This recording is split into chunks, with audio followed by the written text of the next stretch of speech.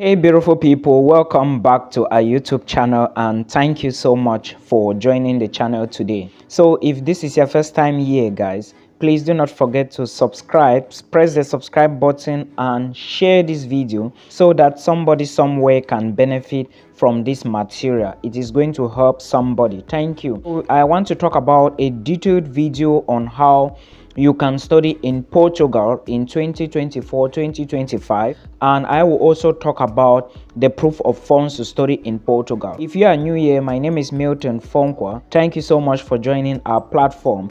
So in this video, to break it down slowly, I will talk about some details you need to know about studies in Portugal. I will equally talk about some documentations that you need. I will talk about some few schools. I will talk about tuition. Then I will talk about proof of funds and some little details that you need to equally understand. So let's dive into the video. If you are an international student and you are looking for a place to study, if you haven't applied to a school in Portugal, then I will advise you to check now to see if there are still schools in Portugal to apply for. My reason is simple. One, Portugal is not an expensive country, and with little or less money you can study in Portugal. If you have 6,000 euros, you are good to go, but I'm still going to break it down to you so that you can actually understand. If my voice is not the best, please ignore because I have some little problems now, but we keep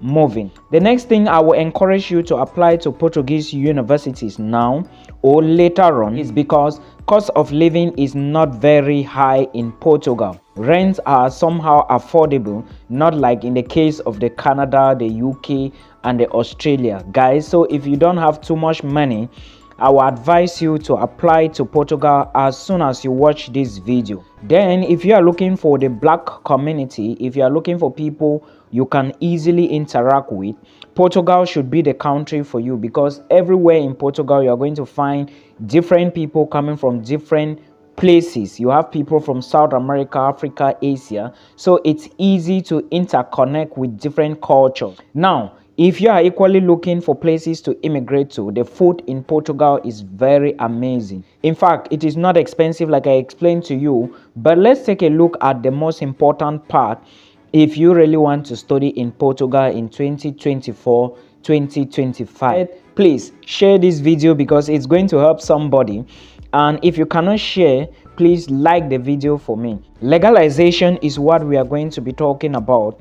And what is legalization? Legalization is simply taking your documents to the competent officials in your home country for them to put something on it to say the document is the original one. Okay, many people in the past have been doing certain things and faking a lot of stuff. So many countries now, they want us, the Africans, especially coming from our African continent, to legalize our documents. All countries which do not have any bilateral treaty should legalize their documents. What you basically need to do is, if you are a Cameroonian, take your documents to, for example, if you are going for a bachelor's program in Portugal or master's, let me even tell you that to study in Portugal for BSc level, you need to study in the Portuguese language, and if you are going for MSc, you can study in English language. So now it is now a decision for you to make as an international student. Cameroonians, if you want to apply for BSc in Portugal, please make sure you use your ordinary level certificate, advanced level certificate, or if you studied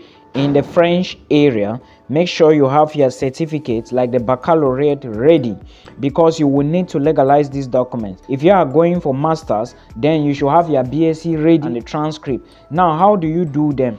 Take these documents to your school. Those from the GCE board have to go back to the GCE board and you request for confirmation of result, addressing it to the ministry. Which ministry? For Cameroonians is the Ministry of Foreign Affairs. Then when you reach there, you legalize it. Then you now carry the documents to the Portuguese embassy. This is what you need to do as a Cameroonian. As a Nigerian, you need to carry the documents to your school.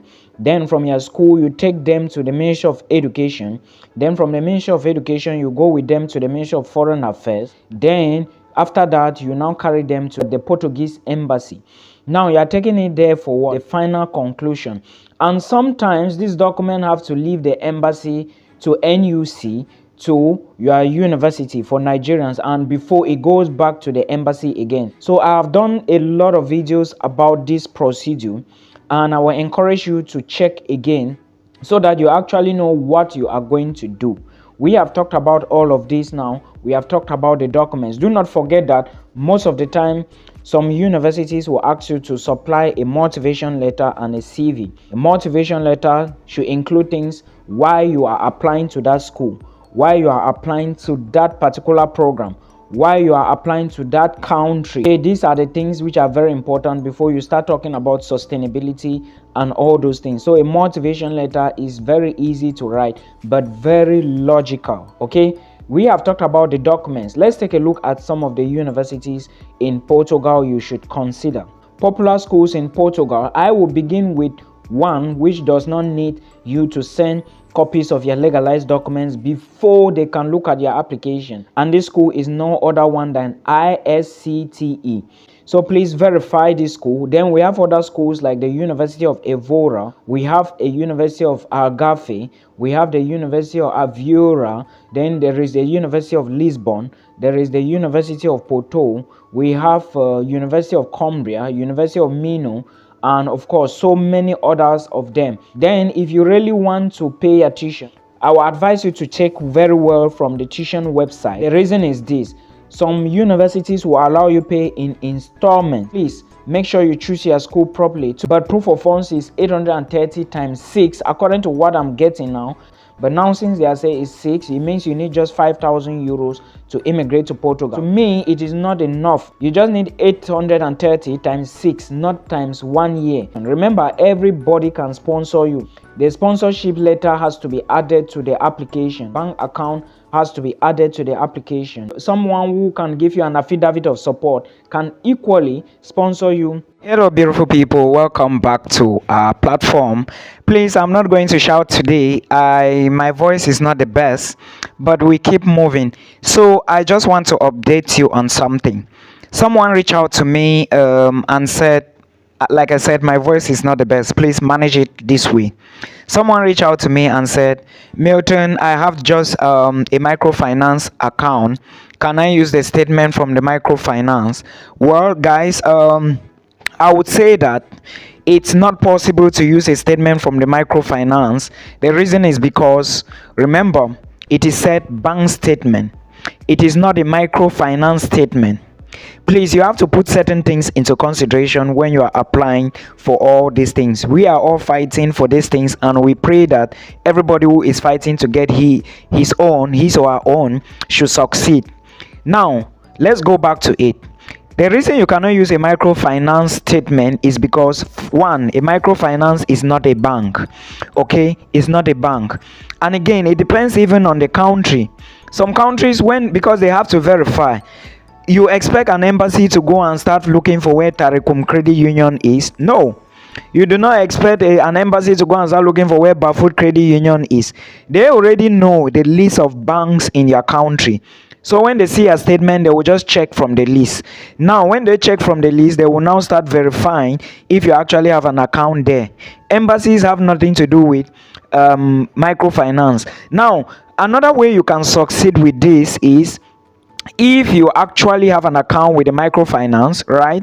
Now, then during the visa application period, you create a bank account, then you transfer all your money from that microfinance into the bank account. Then you print the statement from the microfinance, then also print the statement from the bank, then write an explanation letter. I hope they will understand this, but again, this is not a guaranteed method. The only way is to get a bank account. I hope you understand this. I wish you all the best. And for every other person who is thinking they can use a microfinance, please, it is not the best option. Guys, I want to give you a list of some documents that you should use for your study permit application. Sorry guys, my voice is not the best. We just have to manage it like this today. Now, I'm going to give you a list of documents. If you haven't watched the video, please make sure you watch the complete video on my YouTube channel. The complete video is there, and if you watch the complete video on YouTube, then you watch this one I'm going to give to you to the end, you are going to get something very important. There are documents you must submit for your residence permit not your residence permit but your study permit application. And these documents include your passport. You also have your letter of explanation. You also have your provincial attestation letter. You also have your proof of funds. Of course, your proof of funds, you already know how to fix that, right? There is a way you have to structure that, and the other documentation. Then you have the residence permit form itself. There is a form on IRCC. You should download it and then you fill the form. There are many things there you can read. Of course, you are going to read all those things from there. Then there is a temporary residence form as well on IRCC. You are going to see it and fill it. Then you need one passport size photograph. Then the police clearance certificate is important. You need your test results in case you do upfront medicals. Then your family information form, which is on IRCC, you are going to fill the form as well. Then you also have your educational credentials. That's your past educational credentials. That was what I mean. And you also need your affidavit of sponsorship in case you are being sponsored. Then you also need a gift deed letter. That's the gift deed letter if you were given a gift deed or if somebody gave you some money. I have explained this many times on YouTube, so please check all the YouTube videos and you watch them. All right, there is more on YouTube for you to watch. Then if you have a loan, if you collected a loan, you attach the loan document. Don't forget to attach your CV. Don't forget to attach your employment contract if you are a worker. Don't forget to attach your credentials from your school. I mentioned that. Don't forget to attach your marital certificate, your marriage certificate, your children's birth certificate, and that of your spouse. All right, you already know why you should attach that. Then if you have business, please upload the business document, and don't forget the tax document. Very important. If you are not been paying your tax, it is a problem for you. Of course, you have to pay your tax, because if you are going to a new country and you are telling them that you have not been paying your tax, if they see your business documents without the tax, why is it that you have not been paying tax? It means that if you go to the country, you are also going to trick the system. So you have to be careful.